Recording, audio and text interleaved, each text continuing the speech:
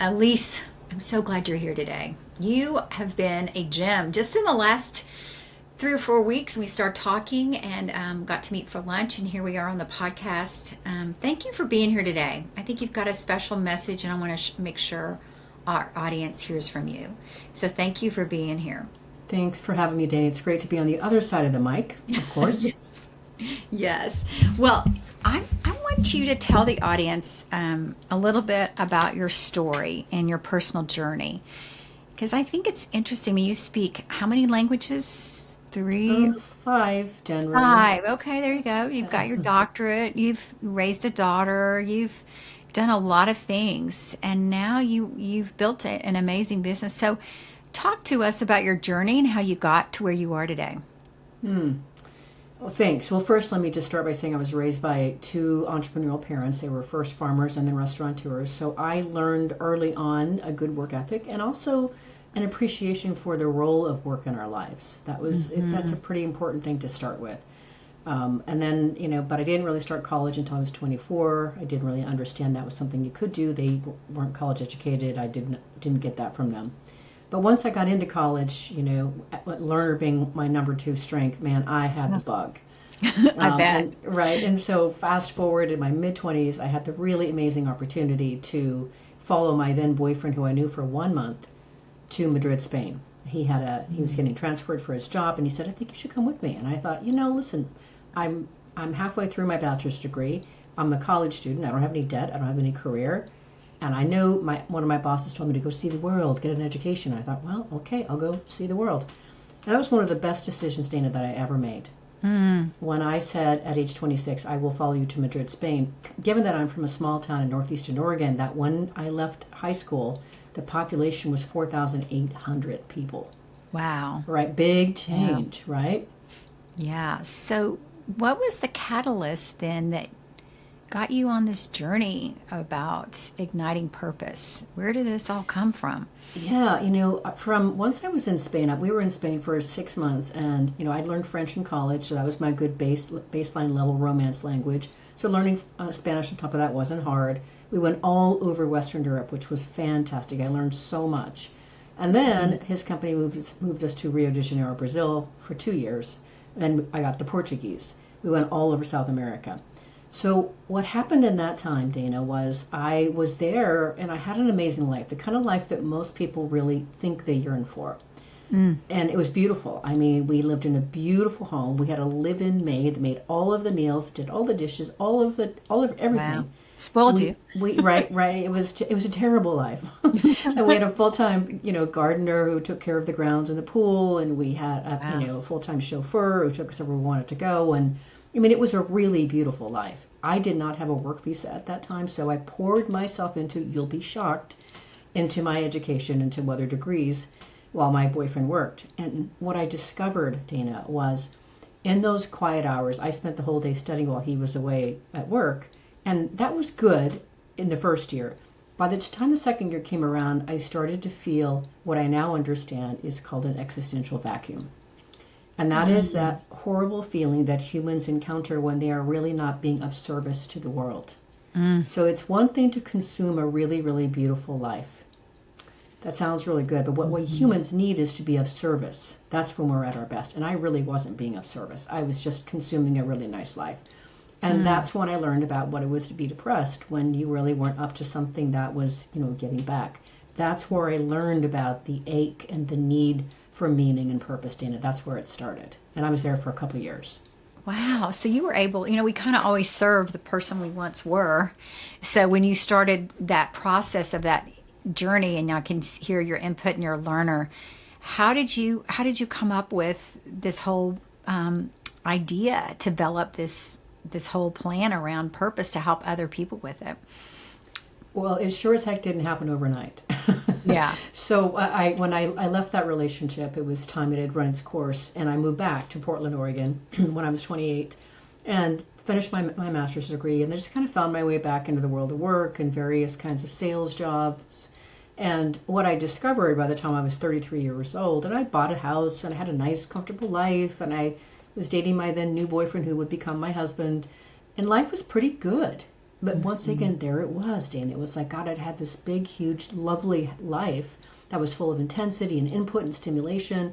And then I was in Seattle, and I had a sales job, and I just knew that there was more to my life than this. There has to be more than this.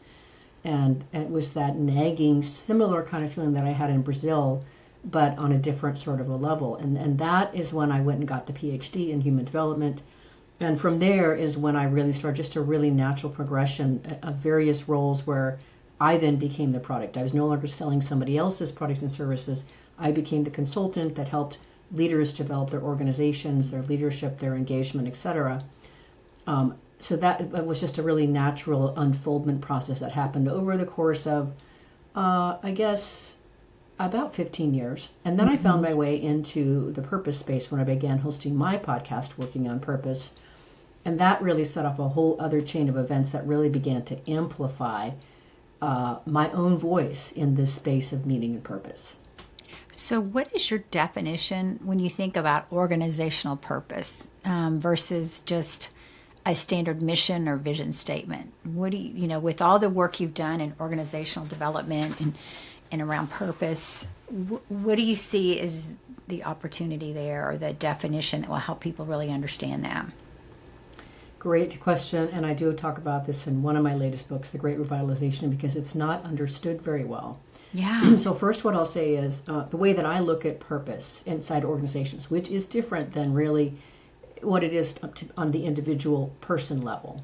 Similar, but not the same. So the important thing about organizational purpose is that you need to be able to answer the question, why do we exist, and why should anybody care? And this has nothing to do with making the money part. The money comes being in service of those things. So the question that you answer for the purpose piece is, why do we exist, and why should anybody care? So that's why we're in the world. Now, if we then look at the mission statement, the mission statement then reflects what it is that you're out to do in service of that purpose, and really expresses how you're different through the products and services that you provide because you're in service of that purpose. Then the vision statement then situates, it's a very aspirational future sort of realm where you're then cascading, what does the world look like when you have realized this purpose? You've served it. Now you've created this more idealistic version of the world that you're aiming for. Of course, and then the other piece that's important is your values. What is it? This really distinguishes how it is that you do things, how you want to be known, what's your stamp. And so when you have all those things articulated in an organization, and that is definitely some of my most favorite work to get to do with organizations, well, now you've really got a really solid place to build a really dynamic culture, one that acts as a strategic imperative. Tell me a favorite story of working with an organization, of how you got to come in and they were kind of floundering and probably confused and needed some clarity, and how you helped them get that clarity with this organizational purpose. It's such a simple one, but I remember I had occasion to meet a leader from a company while I was on vacation, and talked to her in a restaurant before we got on the plane, and introduced myself, and she said, "Oh, we're working on our culture. You help companies with culture. We're working on ours." And a few months later, we started the engagement, and it turned out that they had been in the sustainability development consulting space. So they were actually helping commercial real estate organizations to steward their sustainability journey. And they were best in class. They had been one of the very first to really set up and establish the field, and they were industry, stewards, really. But by the time I met them in August of 2021, the CEO and founder was at her wit's end. She's like, I don't understand. We were on the best places to work list just for the last several years. My employees loved me. They had like 40 or so employees. And she said, now I can't fill the roles. People are constantly complaining. The morale is so bad. People are, they're leaving. I can't get people to stay. My clients are complaining for the very first time and threatening to go someplace else because we can't meet our service levels. And so I met them on a Friday afternoon, and we talked for, I think, an hour and a half. And she's like, can you start on Monday? And I said, wow. No, but I could start on Tuesday. And so that really kicked us off. And really, it was first a matter of, we went as a team and interviewed all of their employees to understand what it was they were dealing with, what was working well, what wasn't. And we asked them all, what's the purpose of this organization, this sort of thing. And quickly determined that there were lots of opportunities to improve the leadership and the culture, and nobody could really articulate what the purpose of the organization was. Now we really understand there's a lot of things to deal with. So then we began to help them to detect and articulate what is the purpose, and also consider the founder's perspective. Why did she do this? What do the employees think? And then we brought them together, and this is really important. You don't issue a purpose statement from the top down and, here's your nice piece of paper or plaque it on a wall. What you do is you involve everyone in the generation of that. And I like to call it the wildlife scratching. So I facilitated a session with them where we had a base level of an idea of what the purpose was, and then we worked together to refine it. Is it this? Is it this? And people threw out a word. Somebody else said this, and then the founder said a couple of words. And then once we did that for the purpose, mission, vision, and the values. And then once we did that, then we could further refine it. And they said, oh, yes, that's it, right there, that's it. So it really is a process where you have to detect it and then articulate it and work to articulate it in a way that it lands on people. So I'll say more, but if you want to comment on that, No, that's I think the general I think process. Alise, I like the fact I'm a big believer in, what people help create, they help support. And so I think involving the organization and building their culture and building that vision, mission, values, and purpose together is powerful. I'm kind of wanting to hear the end of the story, how they're doing, and I'm assuming they're doing great. Since you've worked with them, but I think it's that clarity after you work with people. I think in that space, I've heard leaders say, "Oh, now we're clear," because so many people aren't clear when they need someone like you to come in. They're confused on what they're saying and how they're communicating it internally. So. Yeah, well, so what we did from there was once we had that established, now we have something to kind of work from, and we could do a couple things. One, we needed to develop their leaders as more inspirational leaders, and people that knew how to inspire a vision and help people understand how their individual jobs related to the overall purpose of the organization, so they could feel that connection. And then we needed to embed this purpose, mission, vision, values into their culture so people could be rewarded and recognized when they were really living it. So those are a couple of things that we also did. The other thing that we did along the way is we started to use, and this happened a little bit later, but we began to start to measure the experience of purpose. I'll get into that in just a second, because we didn't do that so much there. That was something we sort of did after the fact. After what happened was the founder, by that time, she had really, within 6 months' time or so, we'd really together turned this whole ship around, and now we're hiring, and the clients are happy again. The team members are delighted again. They can feel their own alignment, their own value alignment to that of the organizational purpose, and that's really key to activate that. Now that's when you get the benefit of the employee engagement and the commitment and the creativity and the discipline and persistence, all those things that you want for a strong culture. So we did that within 6 months. And then not long after that, she started getting some offers to sell her company. And she did accept an offer, and she did sell the company to a larger holding company. And well, the happy story there is she's very happily and very comfortably retired. Yeah. That's what that is. But then after that, I kept working with some of their other leaders, and we really developed this way of, this is something that comes from Dr. Carlos Jorge out of Barcelona. But there's an opportunity for organizations to measure the experience of purpose in organizations to ensure that you're really living it inside the organization, and therefore getting the strategic and the operational benefits of that. It's not just something on a wall someplace, that now it's really guiding and cohering your whole team, and that is really critical. So how do you measure? Because I think that I use a lot of the Q12 measurements from Gallup. I've used some of the other ones at Southwest Airlines. And I think that is the biggest thing, is how do you measure engagement, and how do you know? Because and it takes time. Like you said, it took 6 months just to get that embedded and get everything started. It's not a one and done. So what have you found? You mentioned this research person was it in Spain or in Dr. Carlos Frey. Yeah. So what have you found that has been a powerful way to research and guide your work as you're doing this work in the corporate space?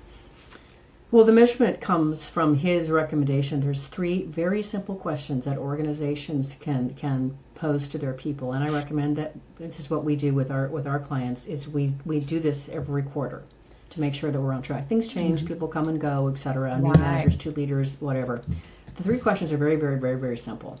Now you got to make sure that you really and you situate what is the purpose of the organization, so everybody's clear that this is what we're measuring against.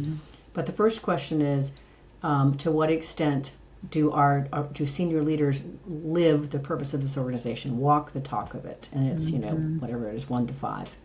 Because now we understand if it's being stewarded by leaders, that's one level. The second question is, to what extent do I see my colleagues operating and living the purpose of this organization? Now we know how they feel it's being lived across the fuller organization. And the third and final question, which is really, really critical, is to what extent do you feel your own personal values align with the purpose of this organization? Now you know to what extent they feel personally connected to this purpose. You answer those 3 questions on a regular basis. You know where you have an issue in an organization and where you need to target the treatment. And now if it's really low, for example, on the last one, the individuals, you know you've got a recruiting problem. Yes. And I think engagement is key right now, because there's so many people, there's so much movement going on. And you mentioned something I think that is so powerful, is it's all about the leader. So are the leaders engaged? Are their peers engaged? And I think that is powerful. So you talk about inspiring leaders and the concept of being a chief ignition officer. Tell us about what that is and what qualities a leader needs that has that. A couple of things to that end. You said something earlier about, I forget how you put it, but something about you teach who you are, what you've learned or something. But what I started to recognize as I was out speaking to audiences and working with companies is people kept talking about me as an energizer, as somebody who trafficked in energy, somebody who elevated energy. And what I came to understand as I was out speaking to audiences, I would invariably, because I'm an inspirational speaker, at some point engage the audience, usually by 8 or 9 minutes in, and I would ask them, what are you passionate about? And Dana, the resounding response to that question, as the room went a little bit quiet to find their answer, was they realized in that time that they didn't have an answer to the question themselves. In other words, they don't know what they're passionate about. And so I wrote in my first book, Purpose Ignited, about what I see as a real opportunity and problem in the world is what I refer to as The Walking Dead. Now, I am not judging The Walking Dead because I've been a member of The Walking Dead. I know what it feels like to go through life and not really feel like you're really turned on by it, excited by it. Sometimes we need help to get out of that, right? I understand that. That's part of the reason I do the work that I do. But so by the time I really came to understand that a big part of what I was doing was awakening individuals, leaders in an organization to their passion and purpose, that really became the central focus. This is what we're up to here, awakening, igniting them. And then, as you know, the name of my company is Gusto Now, and Gusto means about the same thing in the main languages that I speak, which are Spanish, Portuguese, and English. And that really means, zest, zeal, enthusiasm, verve, oomph, which are really all the things I hope your company wants to have in your culture. So by the time you put together the idea that we're out to awaken people to their passion purpose, to ignite them to their biggest and fullest, and create this beautiful verve of excitement and gusto, now you can see how it all fits together and why it's so important and so enlivening for us. I love that. And it's interesting. I keep hearing your maximizer come out. It's just like, let's just maximize this. So when you think about your books, you told me you want a goal to write 1 book a year. Is that right? For 10 years. And I'm so far on track. That's amazing. So you've written 5. You just spoke to us about Purpose Ignited. Tell us about how do you get the energy to write these books, and then where's it coming from? Is it from working with your clients and then it comes up and you just have these ideas and you make it happen? Or I know your achiever gave yourself that goal probably for a book a year for 10 years, but Tell us a little bit about your book writing process. Yeah, I love the question of where it comes from too.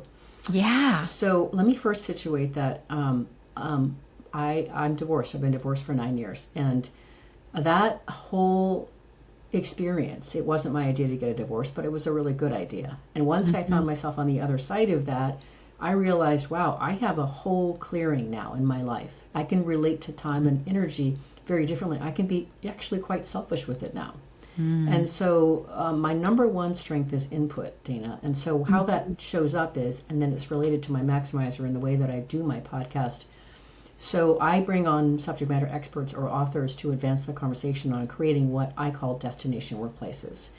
And most of my guests come to me from a PR agent. And my practice is to read their book cover to cover, and then take about 25 to 50 pages of typewritten notes to distill and capture the points that I think are important. That becomes research for me for my books and my speaking, etc. So I have this constant research habit because of my podcast. Somebody told me, Alise, you're a podcast host with a reading problem.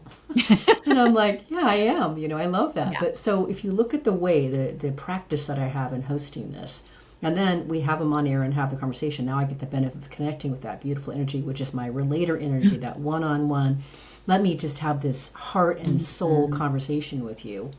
And then, of course, after we have them on, me and my team, write a newsletter article to distill the kind of actionable points about that conversation. So you can see we're not just having a singular conversation. There's a lot of stickiness in all this. So my first book, I'd had author on my resolution list for years before it became a reality. And when my first book I wrote because I really was so overwhelmed with joy and excitement and enthusiasm at all the things my guests had taught me over the few years that I'd been hosting it by then, and wanted to share that learning. That's how Purpose Ignited came out into the world. And once I put that out in the world, in my first book, I then realized, oh, I see, I've codified what I've learned between my consulting, my podcast hosting, my own research, etc. That's what this book is. It's a way of codifying my own learning and then creating a platform or a space from which to be able to teach it to other people, which then became, at that point, my manager program. And I didn't know this. I didn't plan this stuff, Dana. It just happened. It happened organically, right? Absolutely. And so the part of this, when you say, where does it come from? You do have to be pretty motivated to do this. And I felt like I was behind in life. So I felt like I didn't get to where I wanted to be. And I felt decidedly behind schedule in life. And I knew I was, more than halfway through life. And so I was propelled by, I need to catch up as well. Catch up with my own goals, my own dreams, and where I thought I should be in life, kind of thing.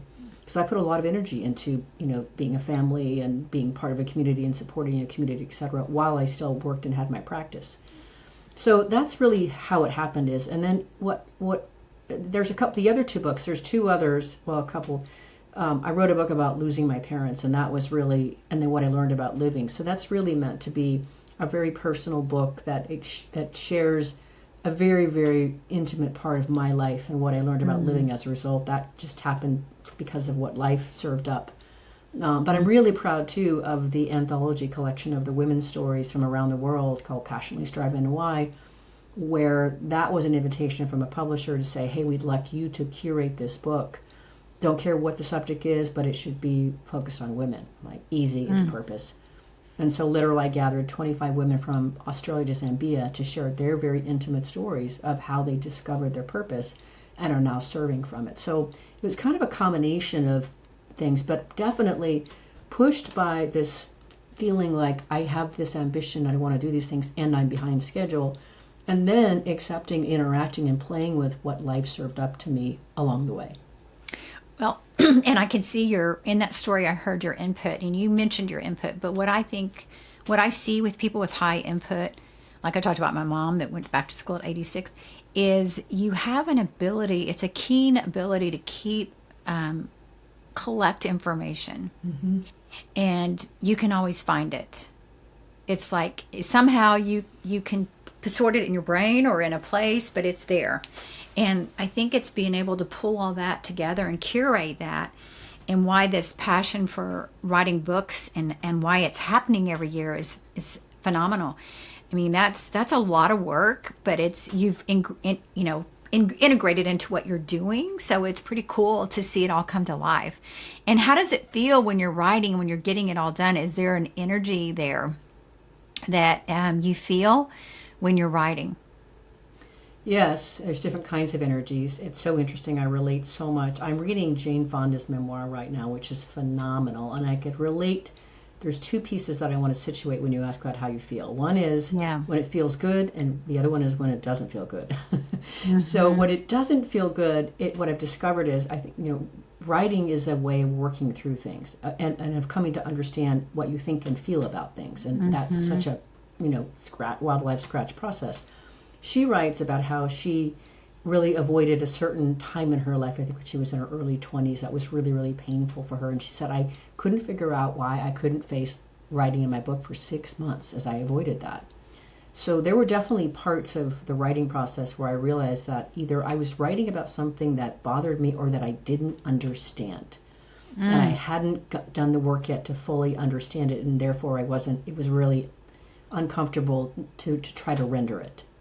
And then there were on the other end of the spectrum when, I hope you're experiencing this too with your book, where it just flowed. It was just so natural, and it just like came out of me, and I don't even know where it came from. And everything in between, by the way. Boredom, I got to a place like, is this thing done yet? Yes. And then my publisher's like, Alise, your next manuscript draft is due in 2 days. How's it coming?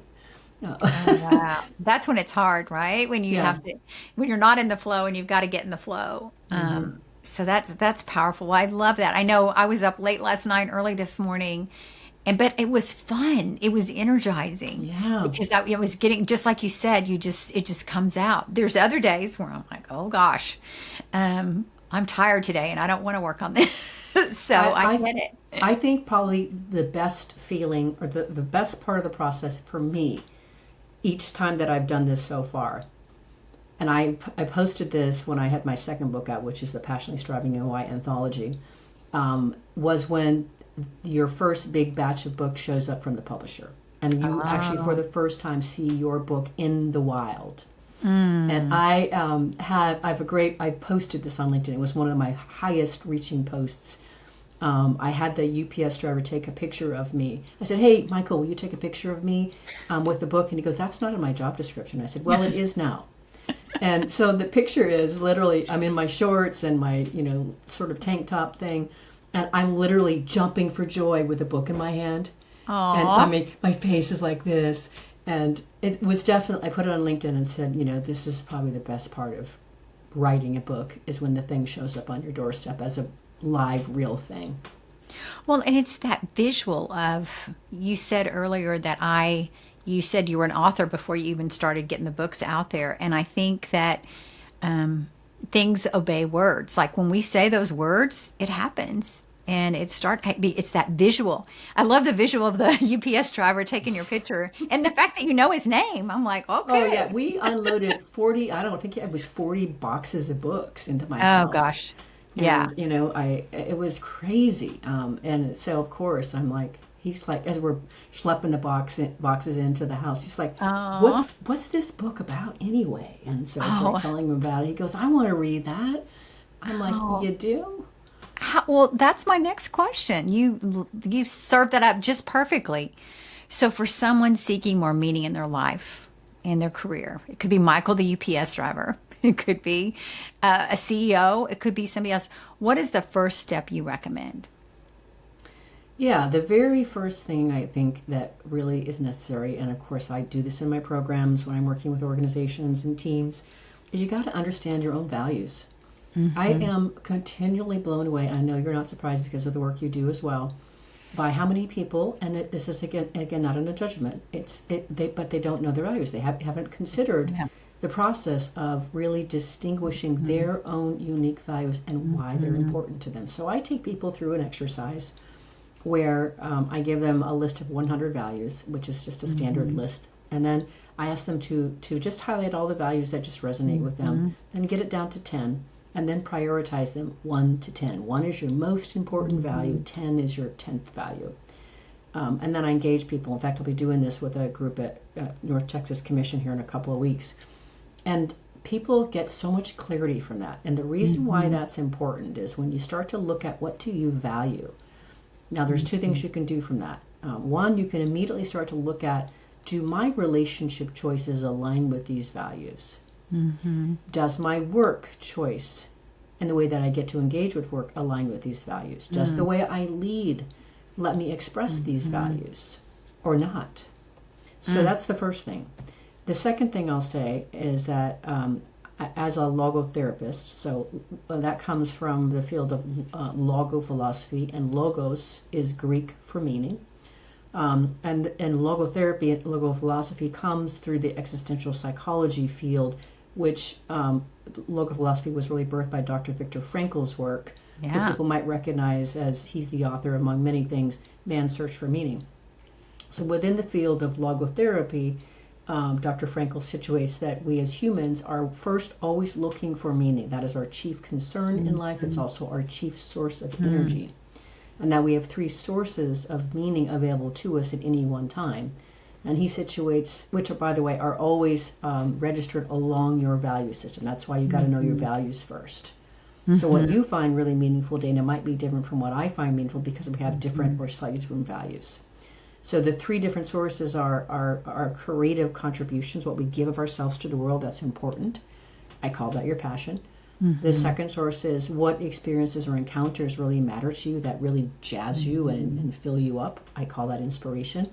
And the third source is the attitudinal stance that you take when life throws at you, whenever it's going to throw at you, because you have a choice in how you respond to that, and that's your mindset. So when you get really clear about your values, then you can start to see how you're relating to those 3 other sources of meaning in life, and it really helps you start to understand where you might want to make some changes, where there isn't alignment or where there isn't a place to really amplify how you can activate meaning in a way that really energizes you and causes you to have the energy and spring in your step to go after the things that are important to you, whether it's writing books, whether it's going for the next thing in your career, whether it's asking that gal or guy for a date or whatever it is. I love that. We started doing that with strengths. So your values are a doorway to your strengths. So it's really fun to watch that. And I love how you've been doing that exercise, and especially your expertise in was it called logotherapy? Logotherapy. And I had not heard that. I read Viktor Frankl's book, but I was like, wow, I was really intrigued by that, and love that you are an expert and you're weaving all of that together. And I think, don't you, Alise, that we're in a time of just all the AI. It's been 2 years now. It's like we can't be more human right now than we need to be. This has got to be a big focus, and understanding what humans need. So I'm curious, what are your core values? Yeah, for me, one of my very first core values is consciousness. So passion, consciousness, spirituality, connection is really, really important to me. So I wouldn't be doing the work that I'm doing now if I didn't believe in that. I also have kindness in my top 10. I believe in being kind to other people, and I think the world would be such a better place if we could extend more kindness and curiosity. No surprise, transformation is in there as well, because I love helping to transform people to their higher levels of their potential. And what I've discovered is I'm cognizant of those values when I decide who am I going to work with. If I realize that I don't get to live these values, then I've opted out of relationships, friendships, potential people that I might spend time with in a dating scenario, because I'm like, these are my values. This is really important to me. Absolutely. I always say I want to have clients and partners I work with that I would want to sit around the campfire with. Just those people that carry that shared value, and that's so important. So what's your advice as you look at the next 10, 15 years, and as you're getting excited about the future of work? What's your advice to those leaders out there right now? Oh, first let me say, anybody that's leading an organization today, I want to say I I feel you. And this is probably one of the hardest times. I know we keep saying this, but the hardest time to be a leader in the world today. Absolutely. Because you start your day at whatever it is, call it 6 a.m., 7 a.m., whatever it is. By 12 o'clock, you've had to take off and put your head back on 16 times as you try to keep up with what's going on in the world.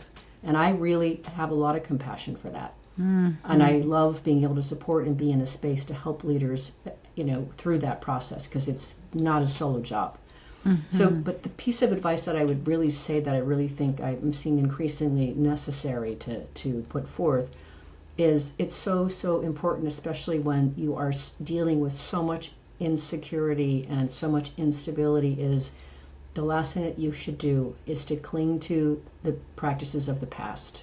The things that you know how to do that worked for you 5 years ago, 10 years ago are not working today. Right. We have a very, very, very different, more elevated, discerning, diverse workforce that wants something different from work. And it isn't, rigidity. It isn't presenteeism. It isn't toxicity. And so letting go of these things that have, that maybe you're clinging to because you feel like you need some semblance of security and stability, they're killing your organization. Remember, you and I talked about this over lunch. Yeah. Today's global workforce engagement rate is 21%. It's 31% in the United States. And so if you look about what that really means, how that translates to what's happening in your organization, if you're inside the US, you've got a 31% engagement rate average. So that means for every 10 people that you have on your team, you have 3 people that are pulling forward to try to make things happen for you.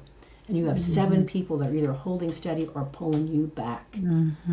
Why? Because they're up against so much friction and such. So the first thing I would say is you really got to be looking for ways and people and organizations that can help pull you out of some of those older ways of doing things and step into a future that will serve your organization because you're serving your people in the ways that they really want to be served and to be worked with. Oh, that's great advice. Really good advice. So as we get ready to close out, Alise, is there anything I didn't ask you that you want to make sure this audience hears that is coming up for you now? Yes. I want to say that as much as you've heard me say that I really love and revere the role of work in our lives, it means something radically different to every single person. And its function, its role in our lives is very individual. It's not a one-size-fits-all. And one of the things I love about getting to talk with futurists and workforce experts is increasingly what we're seeing is, making work for more people. There are people that want part-time work, people that want gig work, people that want to rise to the very top of the organization, people who want to invent, people who want to do work from a different country, but still be fully engaged. And so I think the opportunity here is to try to make and offer work for more people. Rashad Tabakawala was on my podcast, and he's a futurist. He talks about the fractionalized employee. Just like we have fractional, CFOs, CEOs, CIOs, CMOs, all those sort of thing, we also have fractionalized employees. That means that if we can appeal to how people want to work in life, and most people do want to work, but they need to be able to do it while they're maybe caring for children, caring for an aging parent in their home. Maybe they have a disability and can't get physically to and from an office, but have a brilliant mind and want to engage it. Most organizations are really only appealing to a small fraction of a full population that has that discretionary time and effort and ability to get to an office 40 hours a week. That is so limiting. I would just say, let's make work for more people. I love that. What a great way to end the podcast. Thank you so much, Alise, for being with us today. And why don't you share with the audience the best way to reach you? And we'll also put it in the show notes as well. I think the first place I would direct you to is our business website, which is gusto-now.com. So our business name is called Gusto Now. There's a dash between those two, gusto-now.com. You can always find me on LinkedIn as well. But if you go to especially the website, there's a way to communicate with us and open a conversation, and I'd say that's the best. You can find my books on Amazon as well. But that's awesome. Well, thank you for creating such great content and getting it out there to the leaders and to the workplace right now and making a difference and living your purpose. So we appreciate it. And it's so great having you today. It's really great to be connected to you as well, Dana. You can run from me, but you can't hide. That's right. Thank you.